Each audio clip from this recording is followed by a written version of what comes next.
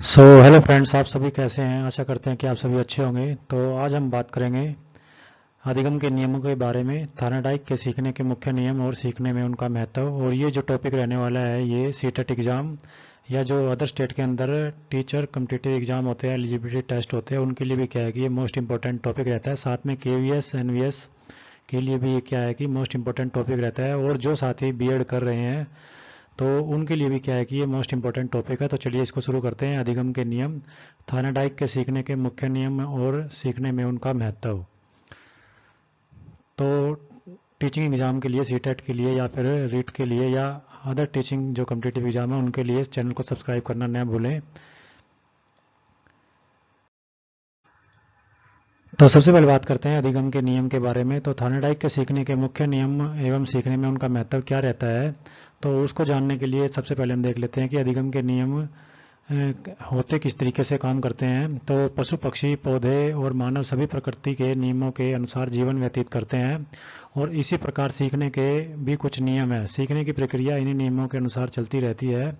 इसमें जो EL Thorndike है उनका विशेष रूप से नाम लिया जाता है। तो उन्होंने क्या है कि सीखने के कुछ नियम बताए हैं जिनको क्या है कि प्रयोग करने से क्या है कि जिनका प्रयोग करके अध्ययन और अध्यापन प्रक्रिया को और अधिक प्रभावशाली बनाया जा सकता है। और उन्होंने सीखने के 3 मुख्य नियम और 5 गौण नियम, जिनको द्वितीय नियम भी बोल सकते हैं, प्रतिपादित किए हैं। मतलब कि इसको आप याद रख सकते हैं। ये क्वेश्चन आपसे पूछा जा सकता है कि थर्नडाइक के द्वारा सीखने के कितने नियम बताए गए हैं, कितने नियम दिए गए हैं। तो इसमें क्या है कि आपका थार्नडाइक ने जो है 3 मुख्य नियम और 5 जो है गौण नियमों के बारे में बताया है। सीखने के ये क्या है कि जो है नियम थार्नडाइक के द्वारा बताए गए हैं। तो इसके बाद क्या है कि इसमें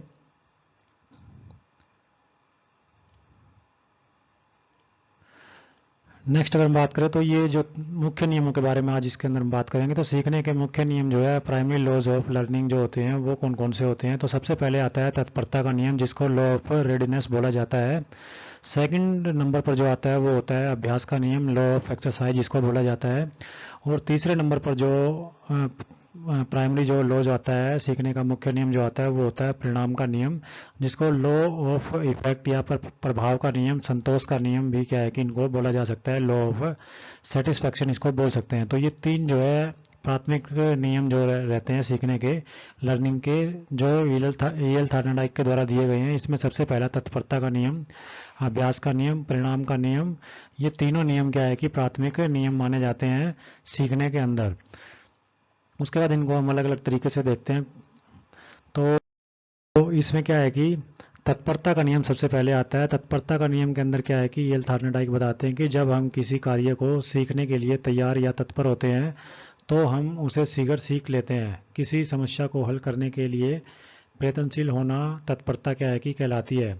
यदि बच्चे में गणित के प्रश्न हल करने की इच्छा है तो तत्परता के कारण वह उनको अधिक शीघ्रता और कुशलता से करता है। काम करने में आनंद और संतोष का अनुभव भी वो क्या करता है, महसूस करता है, जब वो क्या है कि किसी कार्य को सीखने के लिए तैयार रहता है और तत्पर रहता है और उसे शीघ्र क्या है कि वो बच्चा सीख लेता है। तो ऐसा क्या है कि ईएल थार्नडाइक ने बताया कि तो इस नियम को क्या है कि तत्परता का नियम बोला जाता है। जैसे इसमें एग्जाम्पल भी दिया कि यदि बच्चे में गणित के प्रश्न हल करने की इच्छा है तो तत्परता के कारण वह उनको अधिक शीघ्रता और कुशलता से करेगा और काम करने में आनंद और संतोष का अनुभव भी करेगा। इसके विपरीत क्या है कि अगर उसके अंदर सीखने के लिए वो तैयार ही नहीं है या सीखने की उसके अंदर इच्छा ही नहीं है, तो इस स्थिति के अंदर क्या होगा कि बच्चे को सीखने की क्रिया से असंतोष मिलता है, मतलब कि उसको सेटिस्फेक्शन नहीं मिलती है और प्राय वह खीज या फिर अनोयंस क्या है कि उठता है। मतलब कि तत्परता का नियम तभी काम करता है जब कोई बच्चा क्या है कि सीखने के लिए तैयार रहता है और उसकी इच्छा होती है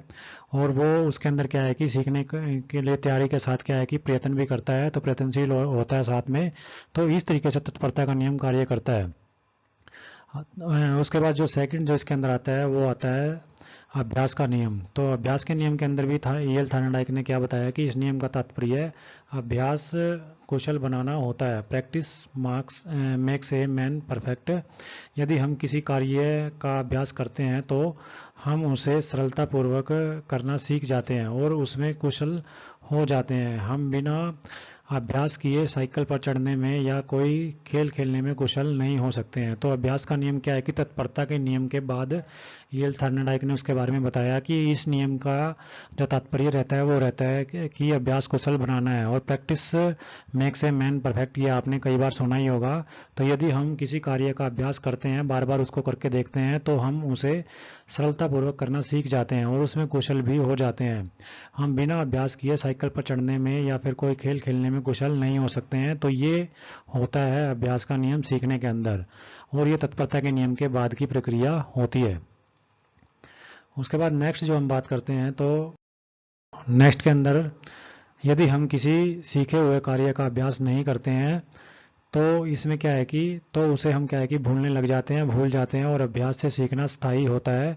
इसे थार्नेडाइक ने उपयोग का नियम भी कहा है, और बिना अभ्यास से ज्ञान विस्मृत हो जाता है। तो थार्नेडाइक ने इसे उपयोग का नियम भी कहा है कि उपयोग करते रहेंगे, अभ्यास करते रहेंगे, तो आप इस नियम का उपयोग से क्या है कि सीख सकते हैं। नहीं तो क्या है कि धीरे धीरे आप उस कार्य को भूलने लग जाते हैं, जिसे अभ्यास से ज्ञान विस्मृत हो जाना कहा जाता है।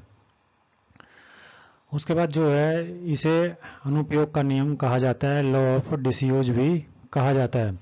उसमें नेक्स्ट जो हम अगर बात करें, तो नेक्स्ट जो आता है वो आता है प्रभाव का नियम, प्राथमिक नियम, प्राइमरी जो लॉ जो है लर्निंग का।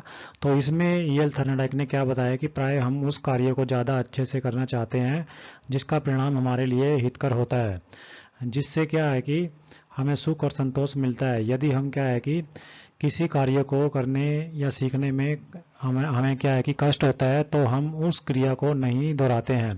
थार्नेडाइक के अनुसार जिस कार्य से संतोष होता है उसे उद्दीपन अनुक्रिया संबंध दृढ़ होता जाता है, और जिस कार्य से असंतोष होता है उससे यह संबंध कमजोर होता जाता है। तो उद्दीपन अनुक्रिया संबंध का अगर आपसे क्वेश्चन पूछा जाए तो किस नियम के अंतर्गत आता है, तो ये प्रभाव के नियम के अंतर्गत आता है, जिसमें क्या होता है कि अगर उसको किसी व्यक्ति को सीखने के अंदर क्या है कि सुख और संतोष मिलता है, मतलब उसका प्रभाव अच्छा रहता है, हितकर रहता है, तो वो परिणाम उसका हितकर रहता है, तो वो उस कार्य को जल्दी से सीख लेगा और सीखने की कोशिश भी करेगा।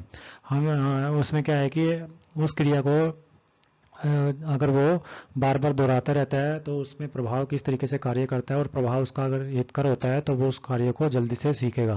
थार्नेडाइक के अनुसार ये भी है कि जिस कार्य से किसी मनुष्य को संतोष मिलता है, किसी विद्यार्थी को, लर्नर्स को संतोष मिलता है, तो उससे उद्दीपन अनुक्रिया संबंध दृढ़ होता जाता है। जिस कार्य से असंतोष मिलता है, मतलब कि संतोष नहीं मिलता है, तो उससे यह जो संबंध होता है उद्दीपन अनुक्रिया का वो कमजोर होता चला जाता है। तो ये थे ईएल थार्नेडाइक द्वारा सुझाए गए प्राथमिक नियम लर्निंग के, सीखने के क्या है कि प्राथमिक नियम। और ये जो टॉपिक रहता है इसके अंदर से काफ़ी क्वेश्चन जो है आपको टेट एग्जाम के अंदर, सीटेट एग्जाम के अंदर, रीट एग्जाम के अंदर, यूपी टेट के अंदर, या फिर जो अदर स्टेट के अंदर कम्पिटिटिव एग्जाम होते हैं उनके अंदर भी क्या है कि ये मोस्ट इंपॉर्टेंट टॉपिक रहता है। इसमें से काफ़ी क्वेश्चन आपको देखने को मिल सकते हैं। तो इसी प्रकार से क्या है कि सीटेट की जानकारी के लिए, सीटेट की तैयारी के लिए, और या फिर अदर टीचिंग कम्पिटिटिव एग्जाम की तैयारी के लिए वीडियो को ज़्यादा से ज़्यादा लाइक कीजिए एंड चैनल को सब्सक्राइब करना न भूले। Thank you.